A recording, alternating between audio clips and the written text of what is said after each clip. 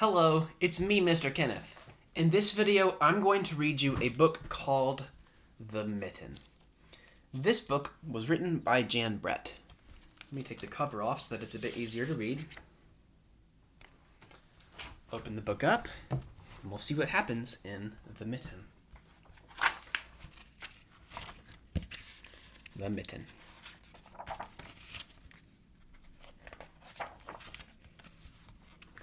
Once there was a boy named Nicky who wanted his new mittens made from wool as white as snow. At first, his grandmother, Baba, did not want to knit white mittens. "If you drop one in the snow," she warned, "you'll never find it." But Nicky wanted snow white mittens so badly, and finally, Baba made them. After she finished, she said, "When you come home, first I will look to see if you are safe and sound, but then I will look to see if you still have your snow white mittens." So off Nicky went, and it wasn't long until one of his new mittens dropped in the snow and was left behind. A mole, tired from tunneling along, discovered the mitten and burrowed inside. It was cozy and warm and just the right size, so he decided to stay. There he is, in case you can't see him. A snowshoe rabbit came hopping by. He stopped for a moment to admire his winter coat. It was then that he saw the mitten, and he wriggled in, feet first. The mole didn't think there was enough room for both of them, but when he saw the rabbit's big feet kickers, he moved over. Next, a hedgehog came snuffling along. Having spent the day looking under wet leaves for things to eat, he decided to move into the mitten to warm himself. The mole and the rabbit were bumped and jostled, but not being ones to argue with someone covered in prickles, they made room. As soon as the hedgehog disappeared into the mitten, a big owl, attracted by the commotion, swooped down. When he decided to move in also, the mole, the rabbit, and the hedgehog grumbled, but when they saw the owl's glinty talons, they quickly let him in. Up through the snow appeared a badger. He eyed the mitten and began to climb in. The mole, the rabbit, the hedgehog, and the owl were not pleased. There was no room left, but when they saw his digging claws, they gave him the thumb. It started snowing, but the animals were snug in the mitten. A waft of warm steam rose in the air, and a fox trotting by stopped to investigate.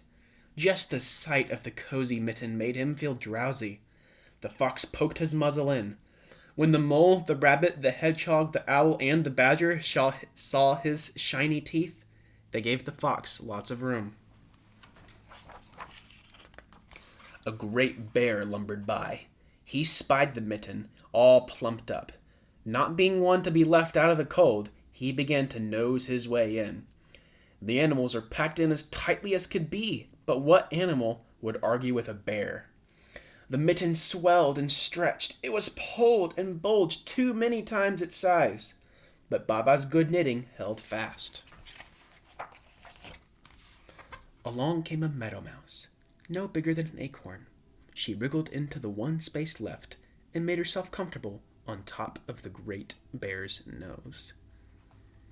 There he is right there. Uh-oh.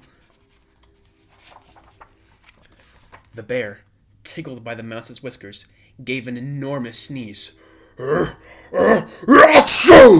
The force of the sneeze shot the mitten up into the sky and scattered the animals in all directions. On his way home, Nicky saw the white shape in the distance. It was the lost mitten silhouetted against the blue sky. As he ran to catch his snow-white mitten, he saw Baba's face in the window. First, she looked to see if he was safe and sound, and then she saw that he still had his new mittens. But one of them has been stretched out. Look how big it is. Oopsies. That was the mitten. Here's how you do the sign language for mitten. You hold up your thumb and your forefingers. Then you take your other finger, wrap it around your thumb, then around the rest of your fingers, just like a real mitten. So 1, 2. We'll do it one more time. Thumb, other fingers. This is the sign language for mitten. Thank you for listening to my story, and I will see you next time.